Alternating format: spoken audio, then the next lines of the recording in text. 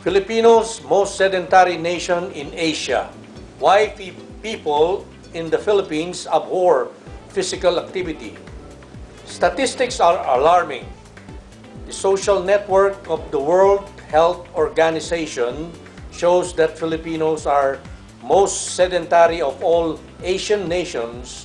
Therefore, the obesity in Philippines is the highest imaginable. These studies are done in the Philippines by Food and Nutrition Research Institute, the government institute working within the Department of Science and Technology. Furthermore, the studies of FNRI are finding alarming facts that the school children are already living the sedentary lifestyle. This is due to the long hours they spend in front of TV, video games, movies, or internet. The age range of 9 to 12, it was proven that boys have less physical activities than girls. Another study of Food and Nutrition Research Institute has proven that children in the Philippines are consuming less fruits and vegetables. As the study shows, in the past 15 years, the consumption of fruits dropped to half of the previous years and vegetables to 1/4. On the other hand, the consumption of hamburgers and other junk food went up rapidly. The obesity is not yet a problem when it comes to small children. The rapid upswing is noticed during the adolescency.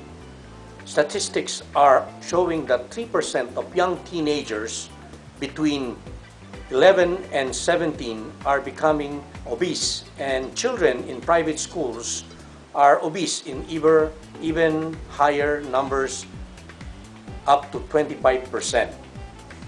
Unhealthy lifestyle of Filipinos have a long history, starting in the time of their colonizers, the Spaniards, who taught the mañana habit of doing work immediately today, but rather start work for another day, which makes them more sedentary. Europeans greatly influenced Filipino eating habit too, by introducing sweet concoctions and fatty meat dishes into today's Filipino comfort food. Contributory factor in Filipino sedentary lifestyle is the transportation system and inadequate implementation of existing traffic regulation in urban centers of the Philippines. The jeepney, a common sight to see everywhere in the Philippines.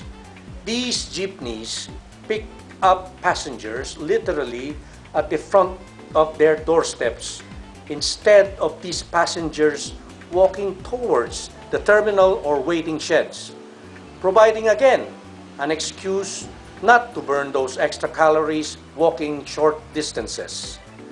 Socializing via internet and text messages are totally void of physical activity. This situation is very sad for Filipino people.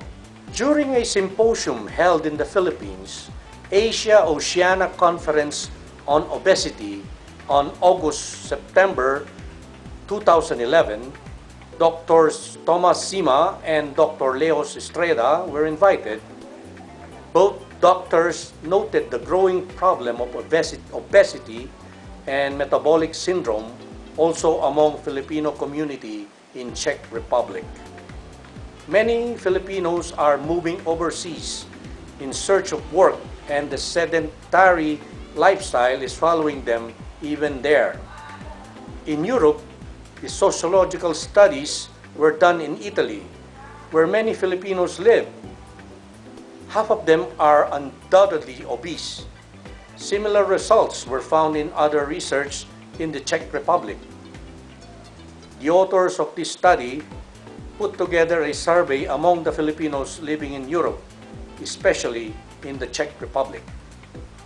The sociological studies we run in 2011 has clearly shown that the bad eating habit Filipinos had before has never changed, even when they moved to Europe.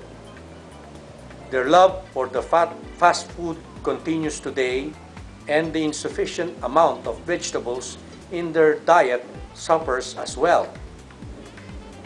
They compare the population of Filipinos living in Czech Republic versus the Vietnamese population residing there also. We found that the Vietnamese still continue to consume vegetables, herbs, and natural juices like their Filipino counterpart. If we compare statistically these two nations, who are geographically neighbors in Asia, we arrive to these conclusions. Filipinos who became westernized in European countries develop a propensity to become even more overweight. Thus, the result are medical complications.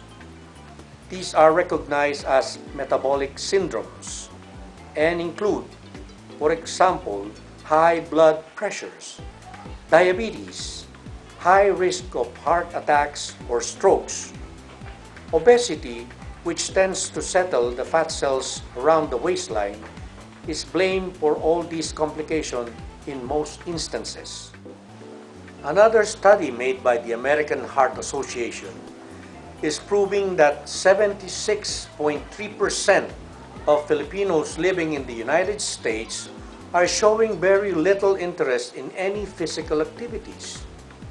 The men population has higher tendency to be or become obese than women.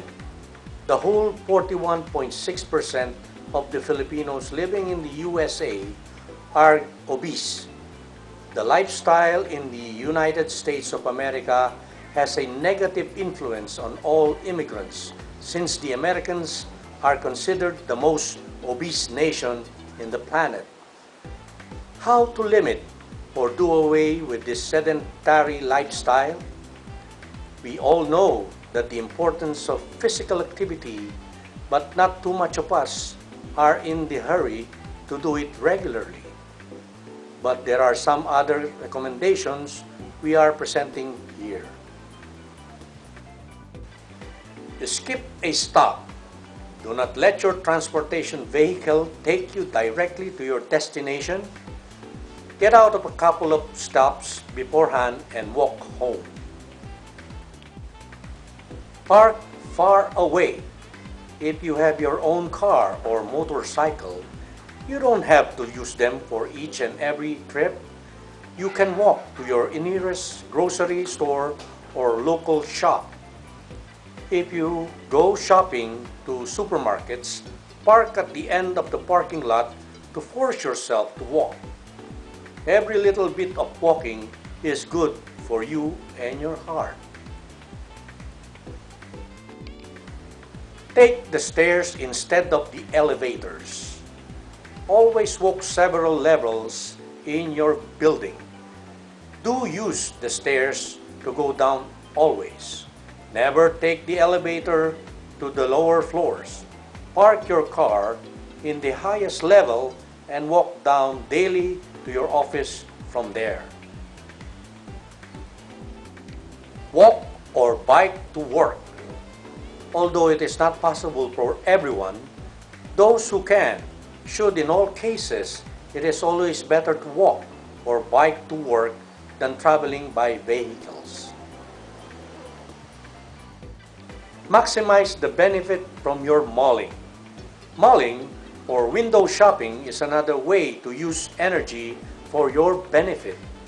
If you like window shopping, go to every corner of the shopping mall, walk as much as you can, run past fast food sections to avoid temptations, park far away from the entrances to your mall and walk instead. Do your own yard work. If you can, don't hire outside help to do your yard work. Do it yourself. You will save money and at the same time, you will improve your health and wealth. Play with your kids. Do play with your kids or grandkids outside. This will help you to improve your health and takes you away from your daily routine sitting, perhaps in a chair watching TV or computer screens. Put on your favorite music and dance. Filipinos are known for their love for music. It's better to dance while you are singing instead of sitting with the microphone and just sing. While watching TV, pace or stretch yourself. Instead of changing channels during commercials, rather get up and walk around your house or just stretch often. Choose to walk instead of calls, texts, or emails. If you need to ask your colleagues something, walk to them instead of sending email, text messages, or calling them by phone. Walk while you talk on the phone.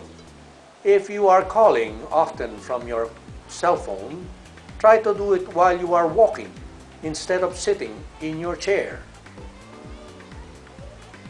Choose active entertainment over passive entertainment. Go play a tennis match instead of watching movies. Play with Wii instead of passing computer games. Don't go with your friends for a cup of coffee. Rather, go for a walk and talk. Choose active vacations. When you are planning a vacation, choose an active one. Hiking is one of them. If you go to a new city, explore it by foot.